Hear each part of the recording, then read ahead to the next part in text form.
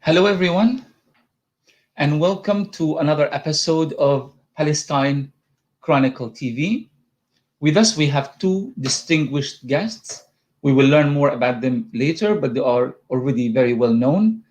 But before we bring our guests in, according to a survey by the Ramallah based Palestinian Center for Policy and Survey Research, conducted in February 2020, the number of Palestinians supporting the two-state solution has dropped dramatically, reaching rates not seen since the 2006 legislative elections. Support for a two-state solution is now as low as 43%. Of course, this number keeps dwindling with even more recent surveys. Still, politicians in the West, but also in the Middle East, still insist otherwise.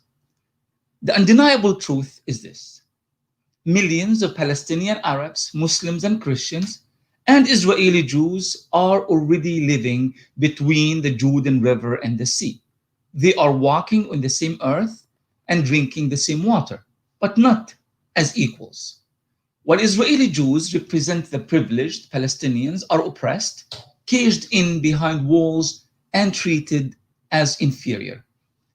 To sustain Israeli privilege as long as possible, Israel uses violence, employs discriminatory laws, and, as Professor Ilan Pappe calls it, incremental genocide against Palestinians.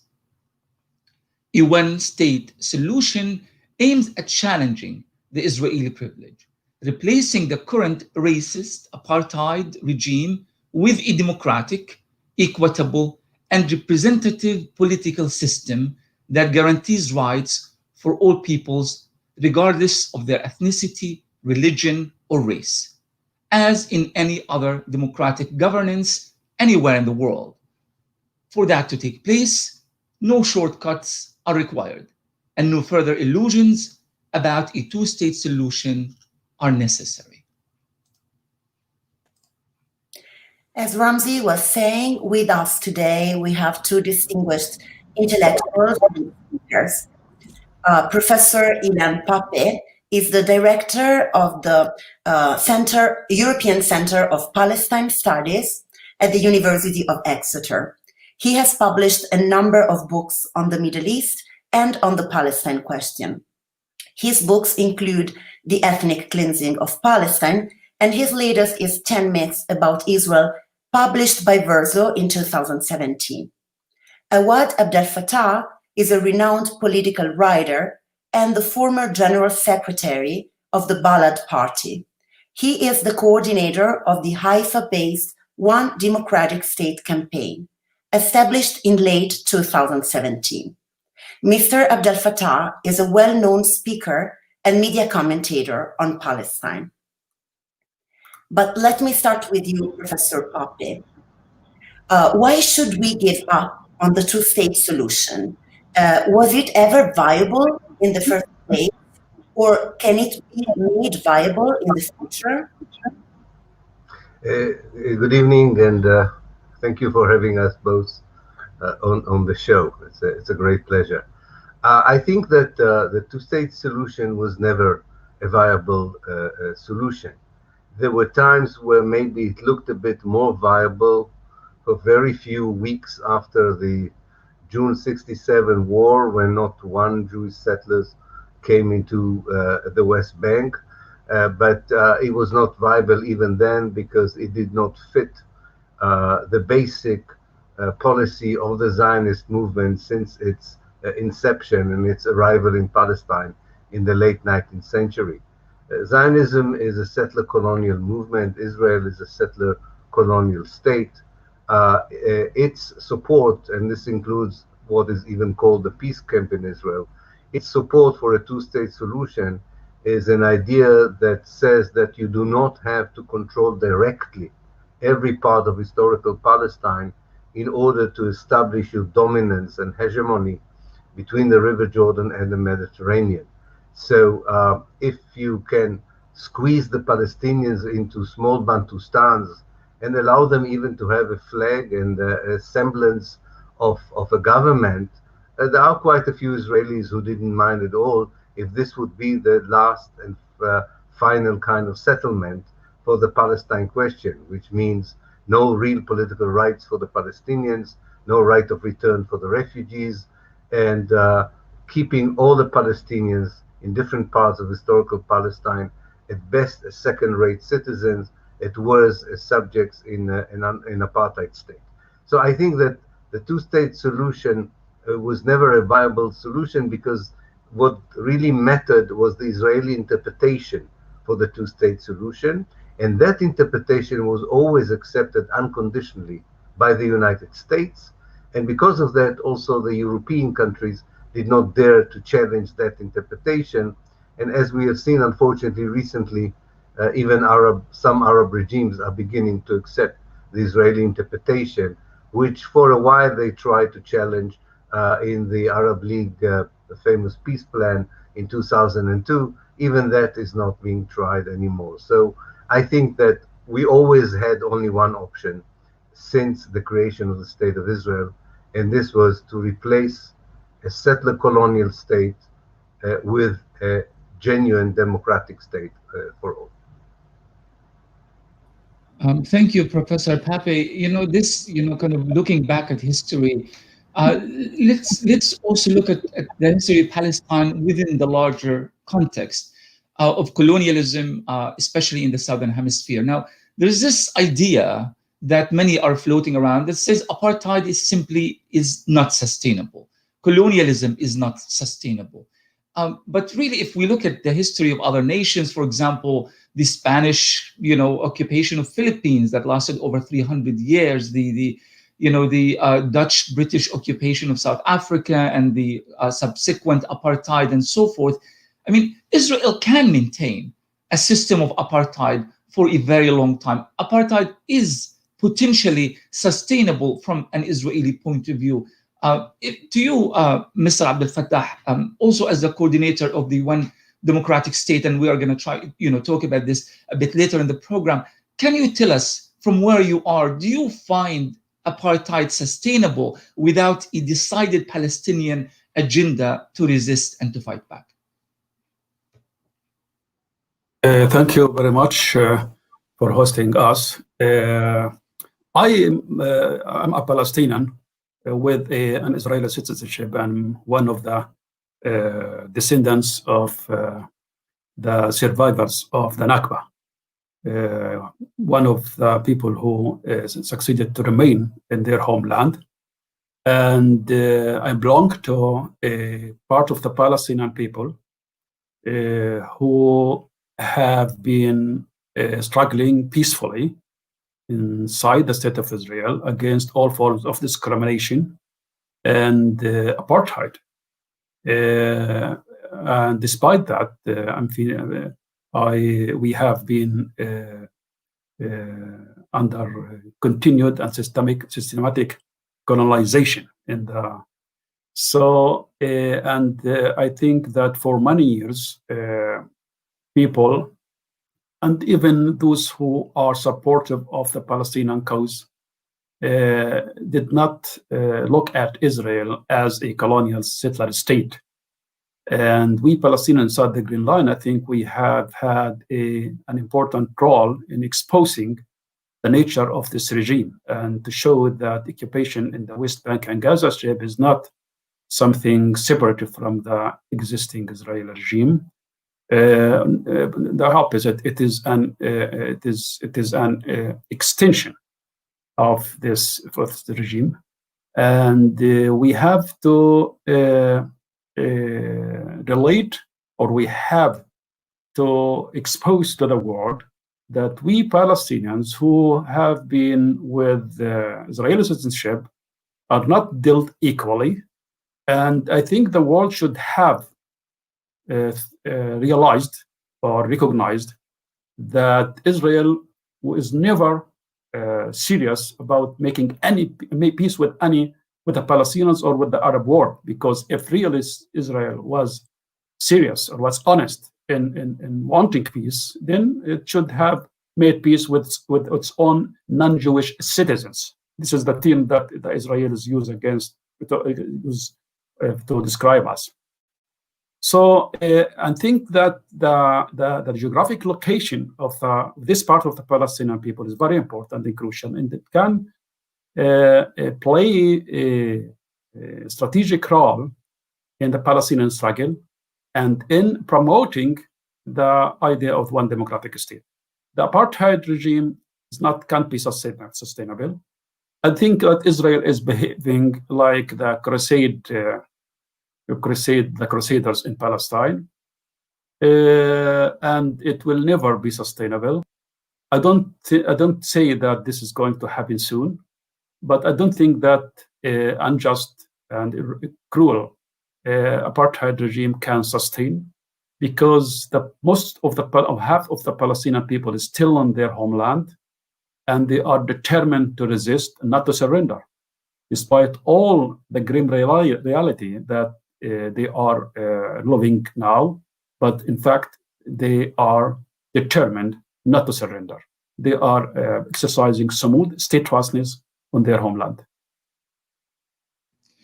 Thank you, Mr. Abdelfattah. If I could move on to Professor Pappe, earlier in the program, we cited a recent survey from February that kind of really confirms earlier surveys that there is this clear direction where the Palestinian public opinion is going regarding, against two states and pro one state. But it seems that there is a slight dichotomy here. I mean, many questions are being asked. Are Palestinians against the two states because they are growingly believing in a one state, or they just believe that it's just not achievable? Like the political program of the Palestinian leadership has clearly failed. The Americans are squarely on the side of Israel. They've always been on the side of Israel, but they are more biased than ever before. Therefore, a two states, according to the old vision, is just not doable. However, not yet quite the majority of Palestinians believe that a one-state solution is also possible. So there's a bit of a dichotomy. How can you explain that? Well, I think one of the best explanation is a generational issue. I haven't seen the breakdown of the survey, but I know from my own students who work on this topic that there is a big difference between the opinions of the younger generation and the older generation when it comes to the one-state solution. When you ask the older generation, then the despair from the two-state solution as a feasible idea is indeed the main motive for rejecting the two-state solution. However, if you go to the younger generation, and we should remind our viewers that more than 50% of the Palestinians are under 18, it's a very, very young population. When you go to the younger generation, they believe in the one state is based on a certain moral, ideological infrastructure. It is not just a despair from the two-state solution, it's a genuine belief that post-liberation Palestine should be a place where they would like to live. It's not just a dream of having another Arab state like Egypt in that respect. I mean, they are also part of the Arab Spring generation. We have to remember that.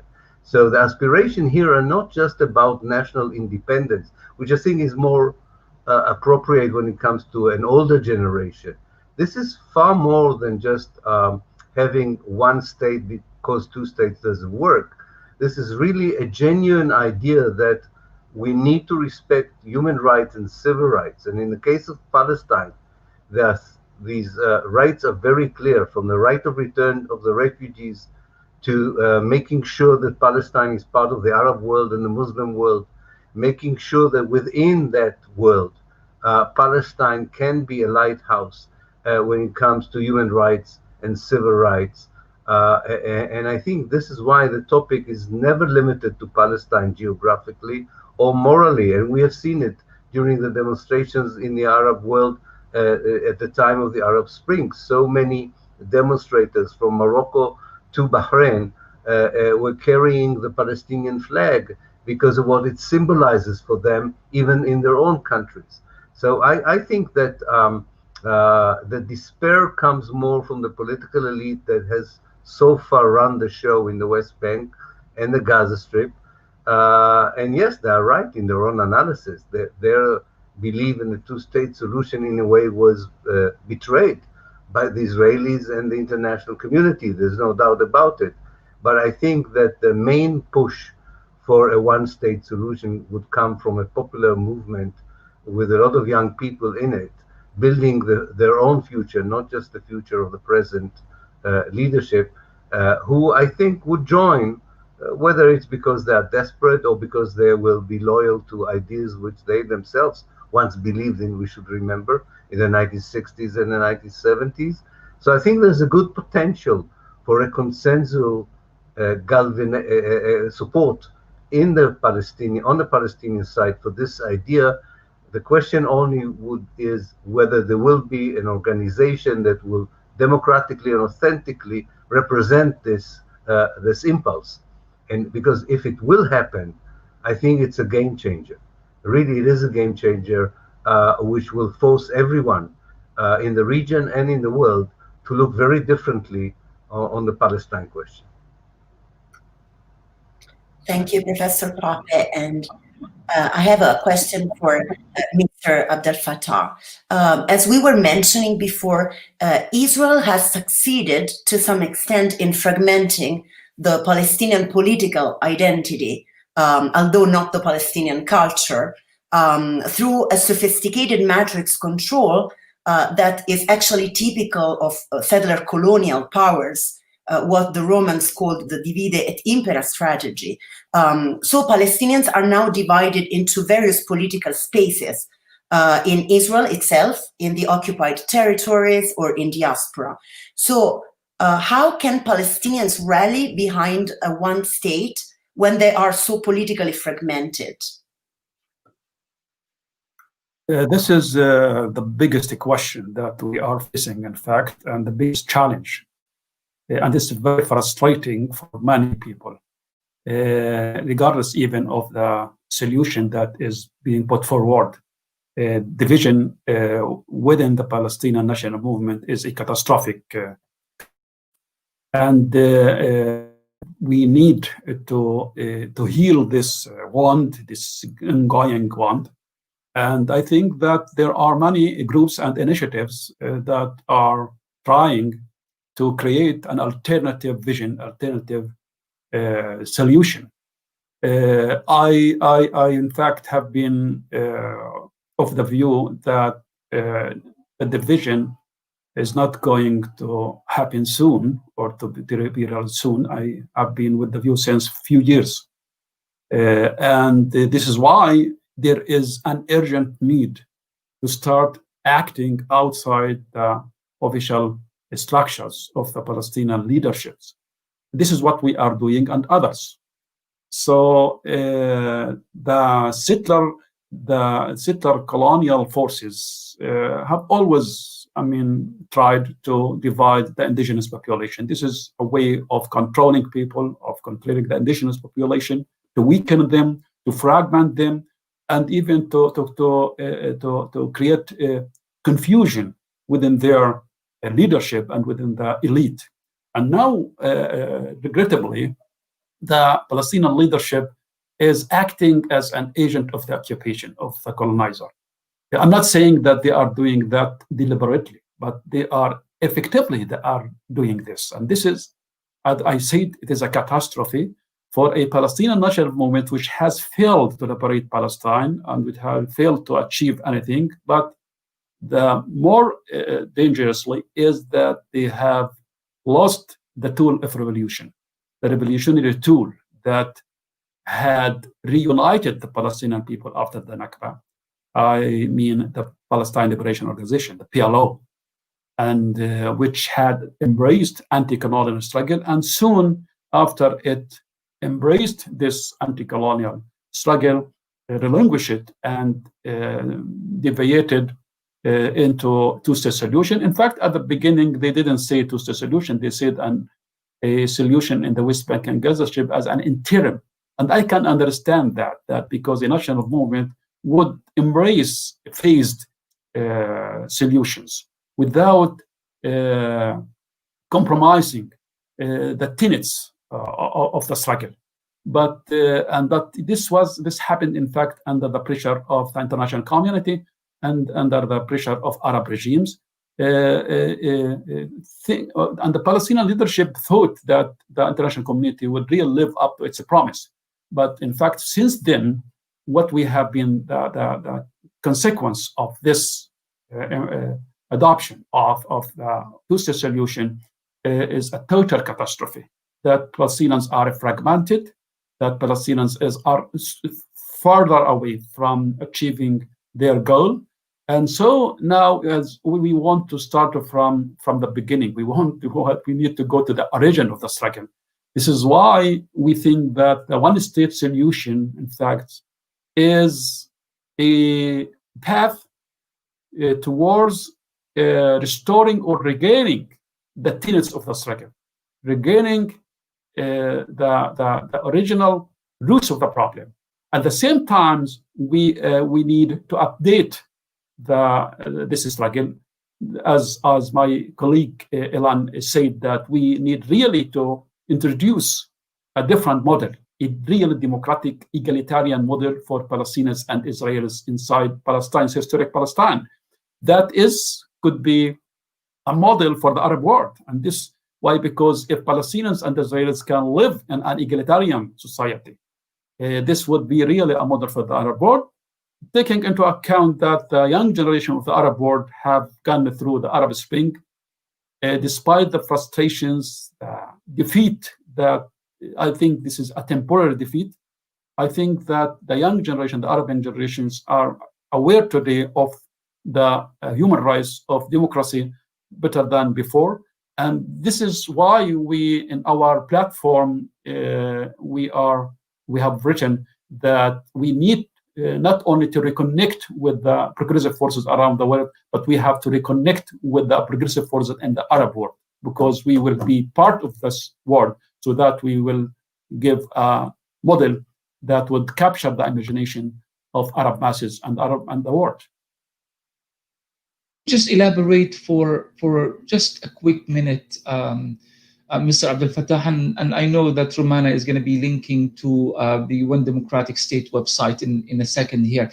If you could just tell us just a little bit about for our readers and viewers who are not familiar with the One Democratic State campaign, can you just tell us briefly, what is it, when did it start, and what are the main objectives? Yeah, you know that the idea of One Democratic State is not a new idea, and it is not a deviation from the legacy of the Palestinian struggle, because it's originally the Palestinians from the very beginning, they fought for justice, because when they faced the Israeli colonialism, the Zionist colonialism, they were fighting for justice. They didn't want to be displaced and replaced by a foreign state or foreign entity.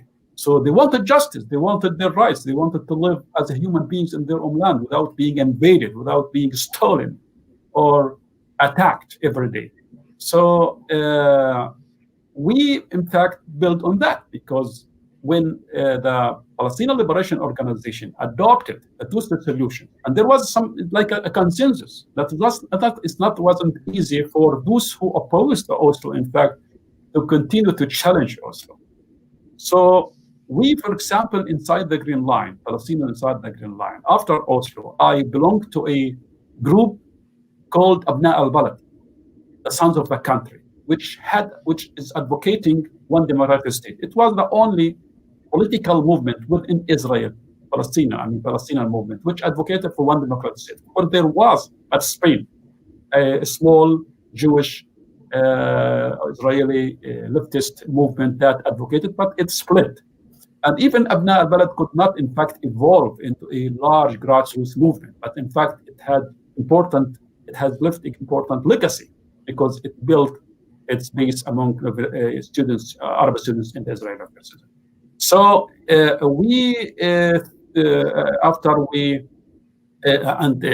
building on the previous initiatives, because after the breakout of the second Intifada, several groups emerged calling for one democratic state or retaining the idea.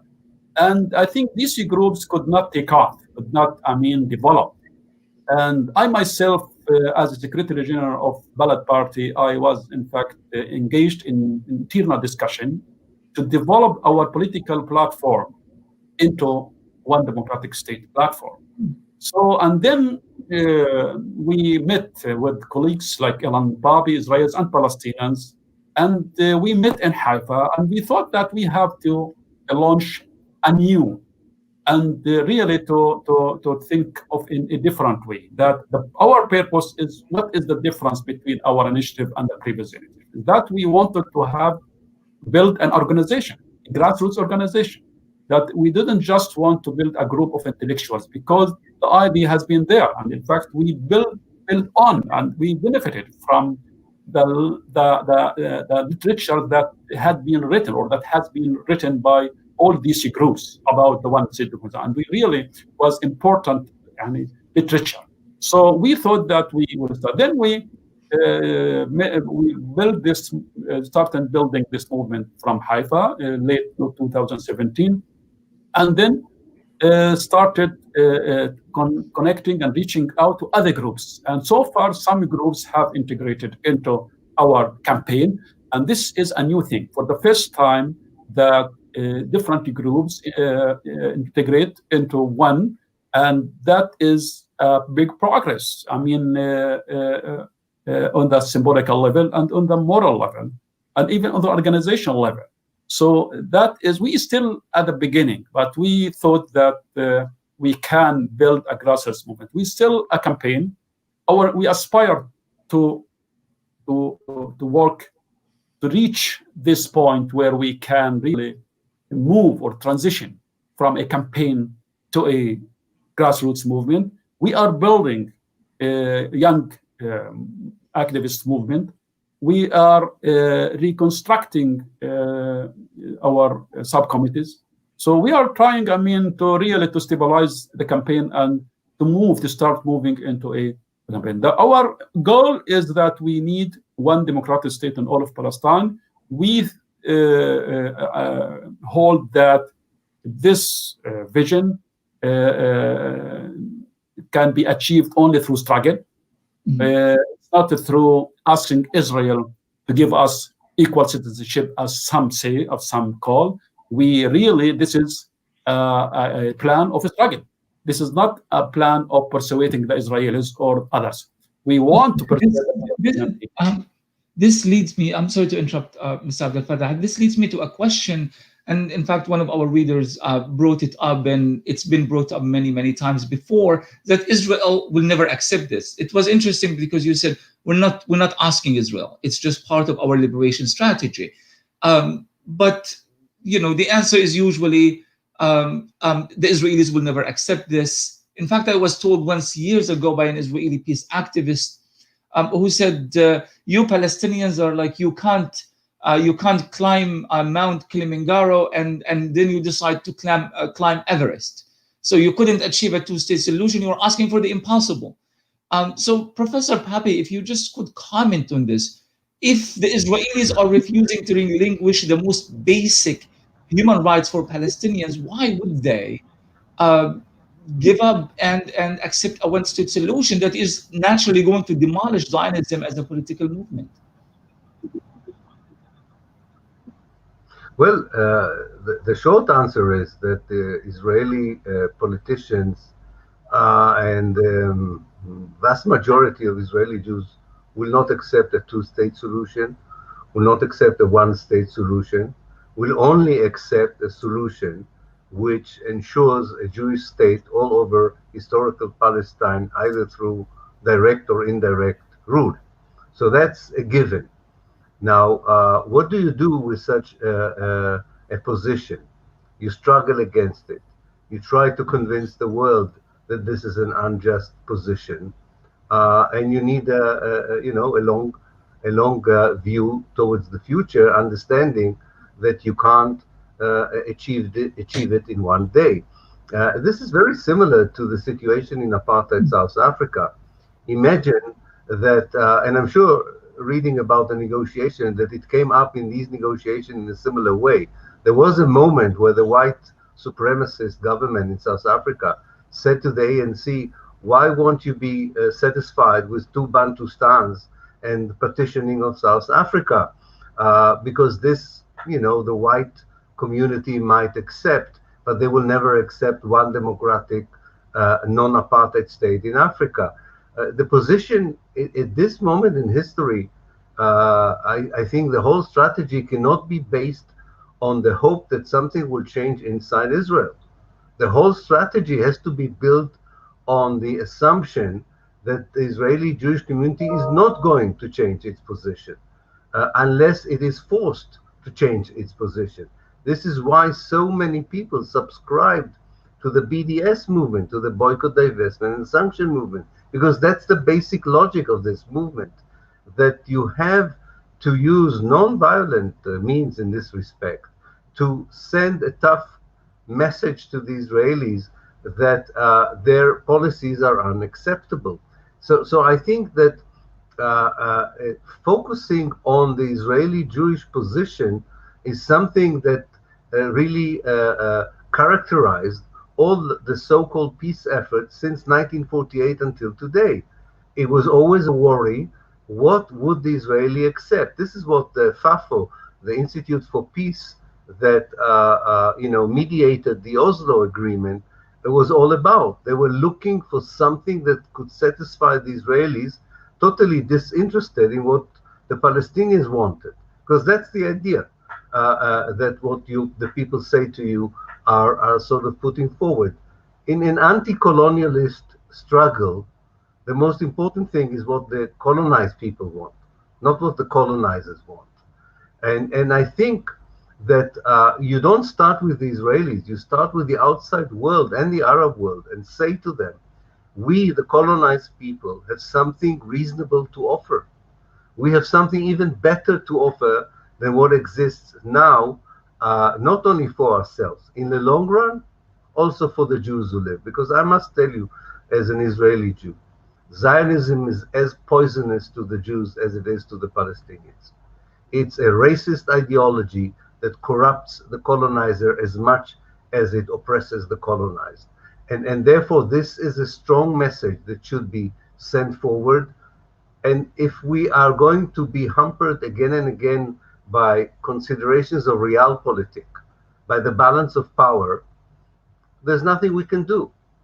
But as an historian, I can tell you that if people would have been deterred all the time by a balance of power, revolutions would have never occurred. Fascist regimes would have never come to an end. Evil regimes would not have disappeared from history. If the balance of power would have been the only category or the only consideration which would determine the kind of solution that you are believing in. So I think that I would go even, if I may, just one more sentence, I would go even one stage further. People say to me, some Jews would feel very uncomfortable in one democratic state and unsafe and unwelcome. And I say, well, I'm sorry, if those people would feel that way and would want to leave, what can I do? Quite a few white people in South Africa were not very happy with post-apartheid South Africa and left. I hope that nobody would leave. I don't think they should leave. But again, their concerns, their apprehensions, although I would like to try and persuade them that they are unfounded, again, cannot determine the way we understand what is a just and moral and a lasting solution for more than a century of colonization and oppression.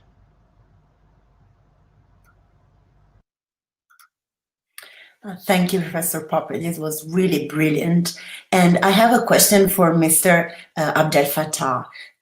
In a recent article co-written with Israeli activist Jeff Halper, you argued settler colonial analysis is well developed in academic circles and offers new horizons for a just peace in Palestine and Israel. But it has not yet penetrated popular or political discourses, which are still mired in fruitless attempts to negotiate or, more precisely, manage a conflict. So the question that comes to my mind is, why is this the case? And especially, how do we liberate the one-state conversation from these elitist academic circles and make it available to a wider public, more hegemonic, if we want? Yeah, I mean, this is very important because what happened in the last 30 years or more is that Palestinian consciousness has been damaged as a result of Oslo School. And this is because changing the balance of powers in favor of one democratic state should start with the awareness, with the knowledge. And there is a new generation, Palestinian generation. I don't mean the most aware, most knowledgeable sections of this generation. I mean that the Palestinian generation in general, and even the activists within the traditional political parties, have forgotten what anti-colonial struggle means. And what the academic circle did is, I think they did a great job for intellectuals, because so far, when some Palestinian activists would raise such a slogan or a vision, they would be labeled as childish or unrealistic. But when they, for example, see that respected academics make such researchers and embrace settler colonial perspective as an analytical tool of the state of Israel, they would take that more seriously. This is why, in fact, we rely on academic researchers to show to these people that not only enthusiastic activists who embrace this, but even Palestinians, Israelis, and international academics who have research the legacy of the settler colonial projects in history, and try to draw an analogy with the Zionist colonial settler project. So what we need now is that we really, part of our struggle as one democratic state is really to take this analysis from the academic circles and to spread it among the average activists. And every day we sense that the importance of this, because really many people have forgotten what does that mean. So, and they have forgot, for example, even Palestinian intellectuals who, like Fayez,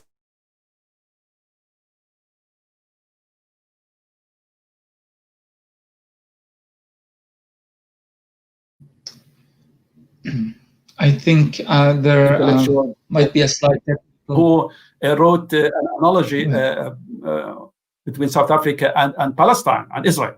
So I mean, and then when Oslo came, they changed the entire political lexicon, and the rhetoric of the discourse, the political discourse, has changed.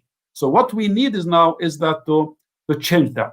So, and when we change the, of course, by the way, because the narrative is very important, I believe that the Israeli war against the BDS is about the narrative mainly, not about economic isolation, because Israel is still strong economically. And I don't think that the BDS is really doing, I mean, that is causing much damage, economic damage to.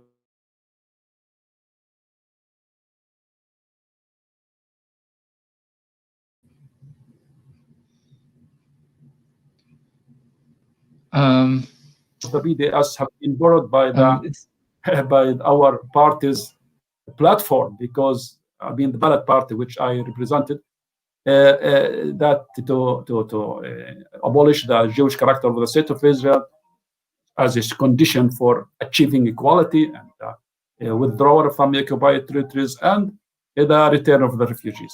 So I mean, we think that this is a weapon in our hands, that this academic literature, and I think that Palestinians, before even without the average Palestinian was aware of that before Oslo, that Israel is a settler colony without having the ability to analyze. I mean, because they experience colonialism every day, because they are colonized every day. Lenzans is being stolen, they are attacked, they are imprisoned, they are besieged, they are arrested. So, I mean, they are under colonial settler system every day. So this is what we're planning to do, is now to translate this literature into a political movement. We need to become an effective political player, and we need to bring the one democratic state discourse to the Palestinian general discourse. So I think that we now that the idea has been gaining momentum more than ever before, and I think that this is going.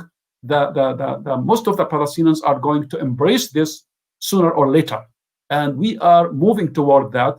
Well, that what requires is intensive work, wise work, more activism, and to organize better. That is what is needed. Of engaging the public in the conversation and widening the scope of this discussion. There was a recent article in Al Jazeera, not Arabic, that the title kind of took me by surprise, and that something to the effect of, should Hamas embrace the one-state solution? And I thought, this is really interesting. I mean, the fact that we are actually intellectually willing to even engage in this question, it's progress. But there's also this idea, especially among certain political groups in Palestine. Now, among the so-called secular camp, Fatah and others, this idea of one state has always been used some sort of a threat. If Netanyahu does not return to the negotiations table, if Netanyahu does not stop the colonialization of Palestine, we are going to demand a one-state solution, as if some sort of a threat, as opposed to actually a constructive vision for a just peace in Palestine. But on the other side, within the Islamic camp, there's this idea that it's a form of normalization, it's defeat. How do you, Professor Pappe, how do you answer that? Is the one-state solution a form of kind of succumbing and to Zionism and just basically giving up? No, I don't think it is. On the contrary, I think that, as Awad commented, it's first of all a question of understanding language and terminology. If you are focusing all the time on a state rather than on a regime, for instance, then of course you might say that if you gave up on the idea of the two-state solution, you raise the white flag of defeat. However, if you look historically at the Palestinian anti-colonialist struggle from the very beginning, whether it was led by secular or religious leaders, it doesn't matter.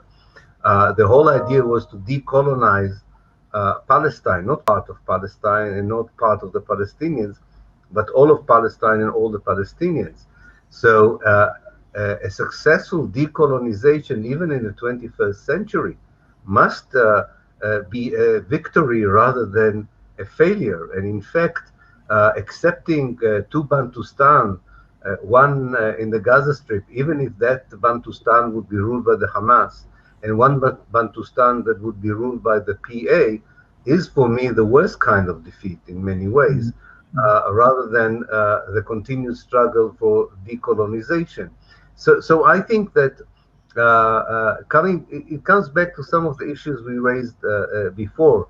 It is maybe not entirely right to call it a defeat. I think for some people it seems so unrealistic that quite a few Palestinian intellectuals nowadays, and this came out in Beirut, in the Palestine Forum meeting in Beirut, I think a month ago, are saying, let's just struggle for human rights and civil rights as much as we can in historical Palestine. Let's not talk about a political endgame because it's not going to work.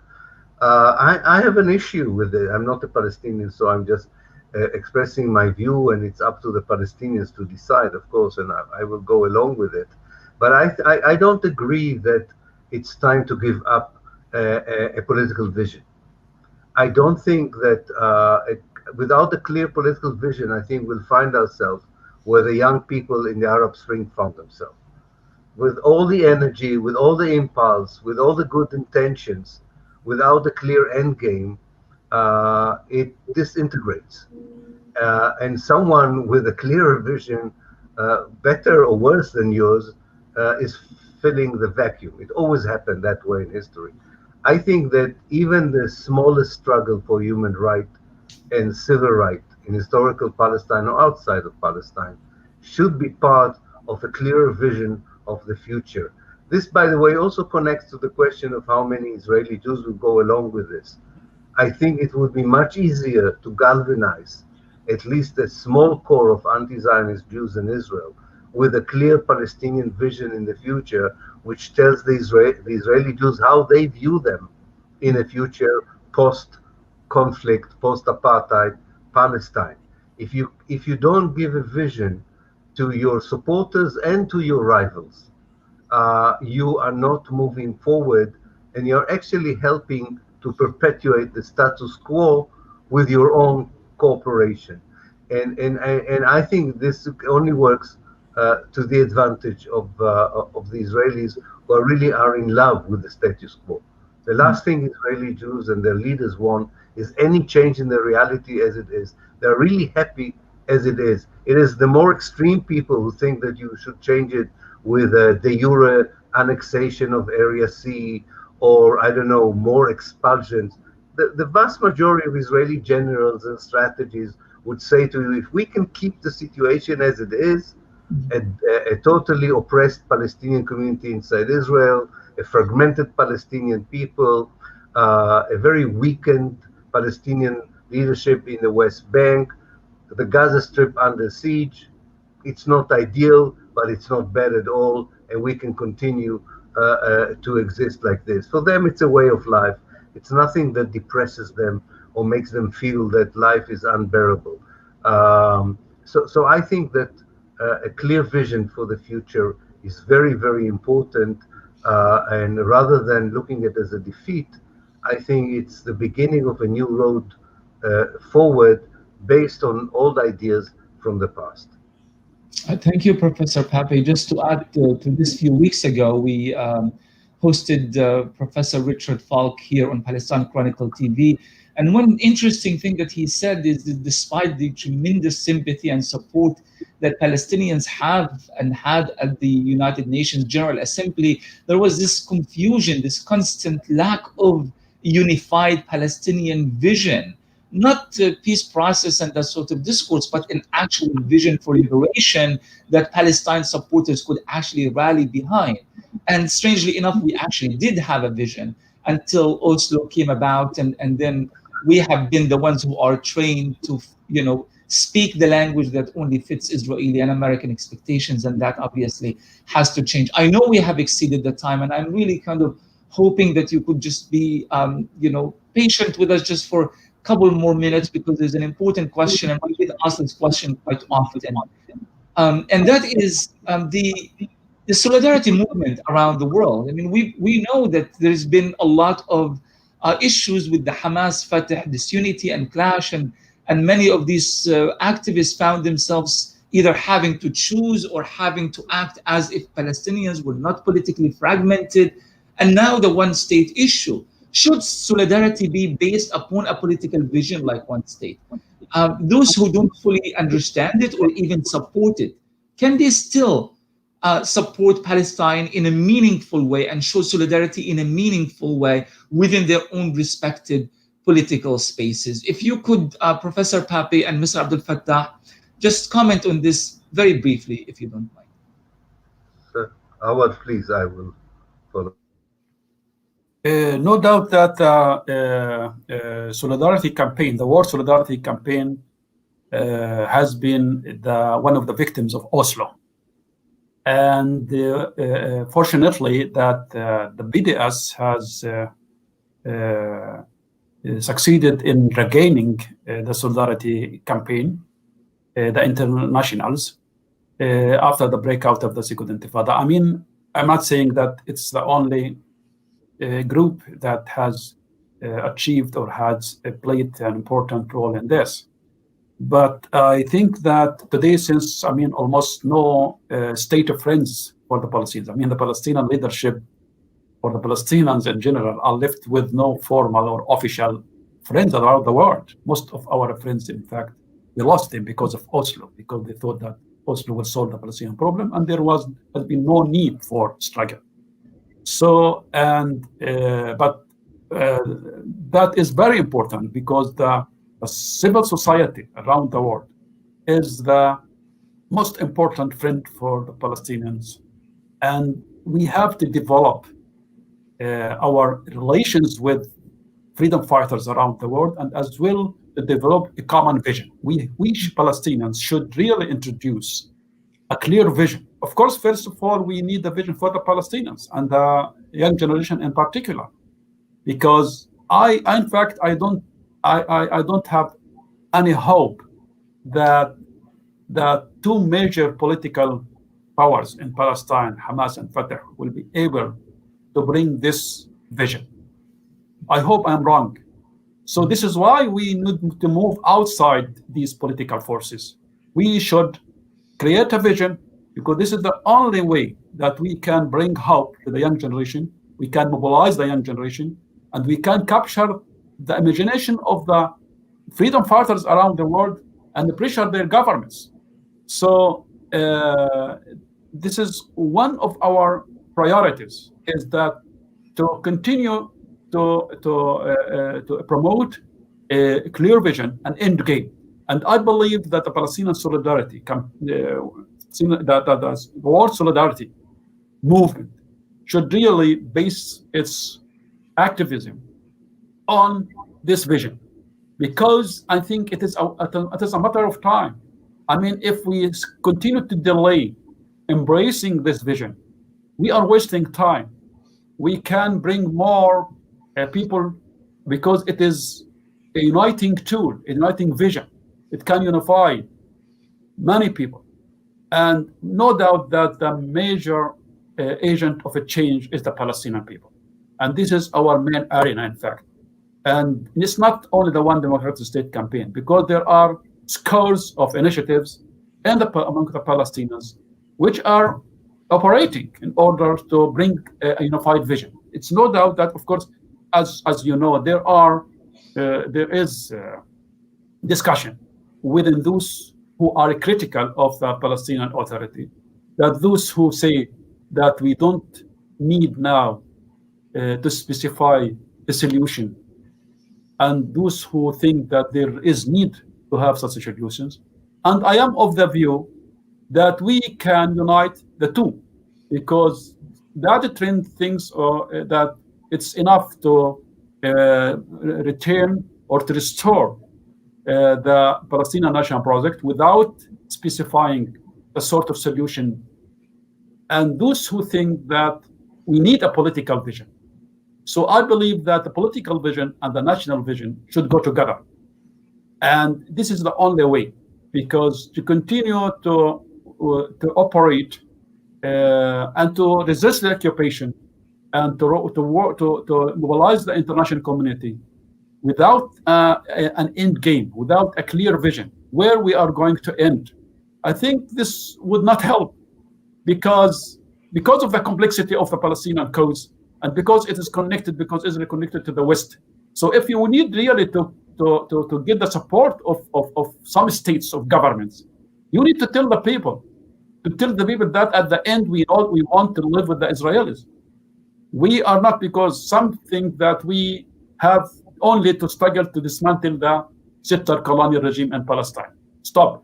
So what later on? Because how can we really send a message to those Israelis who can really be with us, and also to their friends around the world? So we need to give a vision that can really give them a belief in this idea, and we should really present the idea as a noble idea, not as a scare tactic, that if you don't accept the two-state solutions, we throw in your face the one state. The one state should be presented as a noble, as immoral, as an ethical idea that can really bring sustainable and enduring peace. Thank you very much, Mr. Abdelfattah. Professor Pappe? Yes. I think that although it's very clear, and I think that comes out from your questions and comments and from what one can read in the comments on the screen, that unification, a united Palestinian position, democratically and authentically representing all the Palestinian people is one of the preconditions for moving forward in any case. But as we understand, the historical fragmentation, the continued oppression, the intervention of external forces make it very difficult. And this inside struggle should continue, of course, by the Palestinians themselves, and they're the only ones who can do it. But I think that there are 3 points that should ease from the outside the process inside of unification, democratization, and a vision for the future, which can be done and should be done, not only for the sake of a united Palestinian position, but I think for the sake for successful liberation and decolonization. And these are 3 points with which I would like to end. The first point is that maybe it's an obvious point, but it has to be stated clearly. It's time to forget about the Americans as playing a dominant role in this question. They dominated, the Americans have dominated every so-called peace effort with regard to Palestine from 1967 until today. Their record shows nothing but destruction, negative outcome when they served as a dishonest broker. And we need to find a way of getting them out of the whole issue of Palestine. It seems like an easy thing to do, but you just check which is the most visited capital by Palestinian leaders in the last 25 years, and you will still see the Washington is #1, not to mention leaders from the Arab world. So we have an issue here. It's easier said than done, but for me it's crucial. This is contrary to what many people say. The key is with America. You have to pressure America, and then America would pressure Israel. I myself once believed in it. I don't think this is the right way. I'm not saying that we should give up any struggle in changing American public opinion, and we have good chance with the younger generation there and so on. We should continue this. But I think it should not be a Pax Americana. It should not be a peace that in any way gives the American a prominent role in it, because nothing good can come out of it. The second point is that someone has to replace the United States. And I think the Muslim countries in Southeast Asia, South Africa, Latin America, should play a far more active role. I don't know if you are aware of this, Ramzi, but there's a huge pressure now in Israel on Pakistan and Indonesia to normalize the relationship with Israel. I wrote myself a personal letter to the Prime Minister of Pakistan, who I know his heart is in the right place, but I'm very worried because I know what happens when this pressure becomes obsessive. And I think it's very important. It's not a lost case.